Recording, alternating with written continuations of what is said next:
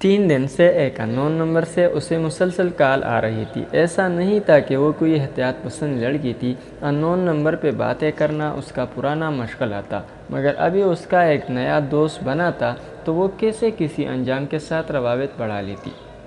مگر اس نمبر کی پابندی سے آتی کالز کے ساتھ جب اسے ایک خوبصورت نظم میسج میں بھیجی گئی تو اسے پڑھ کر وہ رہ نہ سکی اور جواب میں لکھ ڈالا، بہت اعلیٰ، زبردست۔ رپلائی آیا، اعلیٰ لوگوں کے لیے اعلیٰ ہی لفظ استعمال کیے جاتے ہیں۔ وہ خوشی سے کھل اٹھی، اٹھلا کر پوچھا، دوستی کی شرط لگائی ہے کسی سے یا ایسے ہی نمبر ملایا؟ دوستی تو ہو چکی، اس کے لیے شرط ہی نہیں، خلوص کی ضرورت ہوتی ہے۔ ارے واہ، ایسے کیسے دوستی ہو گئی؟ میں تو آپ کو جانتی بھی نہیں۔ اس نے اپنی طرف سے تھوڑا فاصلہ رکھنے کی کوشش کی، ورنہ اندر سے اسے بات کرنا اچھا لگ رہا تھا۔ اگر دوستی نہ ہوتی تو میری نظم پہ واہ کی بجائے نمبر بلاک ہوتا۔ وہ چپ رہی۔ تھوڑی دیر بعد SMS آیا، میرا یہی نمبر واٹس ایپ پر ہے۔ وہ فوراً واٹس ایپ گئی تو ایک سنجیدہ مگر پرکشش لڑکی کی تصویر تھی۔ اسے وہ اچھا لگا، مگر اسی وقت اس کے موجود بوائے فرینڈ کی کال آنے لگی۔ اس نے ریسیو کر کے کہا، سونا تھوڑا بزی ہوں نا، تھوڑی دیر میں بات کرتی ہوں۔ اگلا واٹس ایپ اس انجان کو کیا، یہ تصویر آپ کی ہے؟ جی، آگے سے بس اتنا ہی جواب آیا۔ وہ سوچ میں پڑ گئی کہ اگلی کیا بات کرے کہ انجان کا واٹس ایپ آیا، عباد نام ہے میرا۔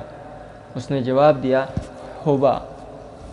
خیر یہ تو آپ کا نام نہیں، پر مان لیتے ہیں۔ وہ حیران ہوئی کہ اسے کیسے پتہ چلا، تھوڑی پریشان بھی ہوئی کہ کوئی جاننے والا تو نہیں۔ میں کیسے یقین کر لوں کہ یہ نام، یہ تصویر آپ کی اپنی ہے؟ یقین تو آپ کر چکی ہیں، جب ہی تو مجھے بلاک نہیں کیا۔ اس نے پر اعتماد سے جواب دیا۔ اس پوری رات اس نے عباد سے باتیں کی اور صبح تک اپنی تصویر بے ماں اصلی نام جو صبا تھا وہ اسے بیچ چکی تھی۔ اتنی جلدی وہ کسی لڑکے کو نمبر نہیں دیتی، مگر عباد میں کچھ تھا کہ دل یقین کرنے کو چاہتا تھا۔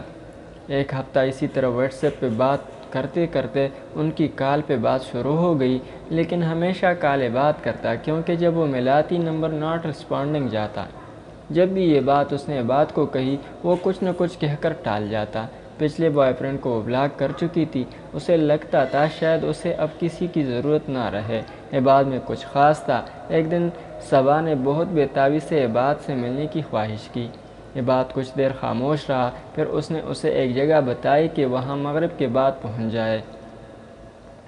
صبا کو اندازہ ہوا کہ جگہ کچھ دور تھی اور شاید کوئی پارک ہو، مگر مغرب کے وقت کون سا پارک کھلتا ہے؟ شاید وہ اسے رش میں بلا کر بدنام نہ کرنا چاہتا ہو۔ اگلے دن وہ اپنی فرینڈ کا بہانہ کر کے گھر سے نکلی اور آٹو والے کو پتہ سمجھایا تو وہ چونکا، بی بی وہاں تو پرانا قبرستان ہے، آپ اس وقت قبرستان جائے گی؟ ارے چاچا، آج سے جو کہہ رہی ہوں وہ کریں۔ آٹو والے نے اسے کسی قبرستان کے پاس اتار دیا۔ انتہائی سنسان جگہ پہ ایک پرانا سا قبرستان تھا۔ وہ جگہ دیکھ کر ڈر گئی، مگر عباد سے ملنے کی لگن اتنی حاوی تھی کہ اس نے جلدی سے کرایہ دیا اور آگے بڑھ گئی، مگر قبرستان میں جانے کی اس کی ہمت نہ ہوئی۔ کچھ دیر اس نے انتظار کیا کہ شاید عباد اسے خود لینے آئے، مگر اس کی کال آنے لگی، قبرستان کے اندر آ جاؤ۔ کیا پاگل ہو گئے ہو؟ اس وقت قبرستان میں؟ پلیز تم کہو کہاں، یہاں آؤ، مجھے بہت ڈر لگ رہا ہے۔ وہ اب شدید خوف میں مبتلا ہو چکی تھی۔ میں کہہ رہا ہوں نا، کچھ نہیں ہوگا، اندر آؤ۔ اس بار اس نے تھوڑا روب سے کہا۔ وہ اس کی ناراضگی کے خوف سے اندر کی طرف بڑھی۔ اس کی ٹانگیں کانپ رہی تھی اور ماتھے پہ پسینہ آ چکا تھا۔ عباد اسے کال پہ گائیڈ کر رہا تھا۔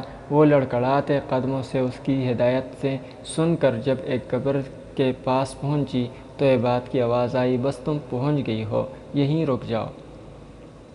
مگر تم ہو کہاں؟ وہ بس رو دینے کو تھی۔ اس نے کپکپاتی آواز سے پوچھا، تمہارے سامنے جو قبر ہے میں وہی ہوں۔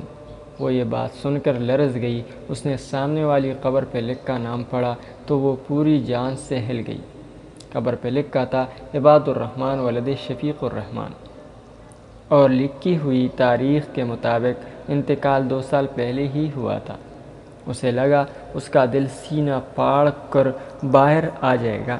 اس نے سوچا تیزی سے دوڑ کر باہر نکلے۔ اسی لمحے کسی نے اس کے کندھے پہ ہاتھ رکھا اور وہ لہرا کر بے ہوش ہو گئی۔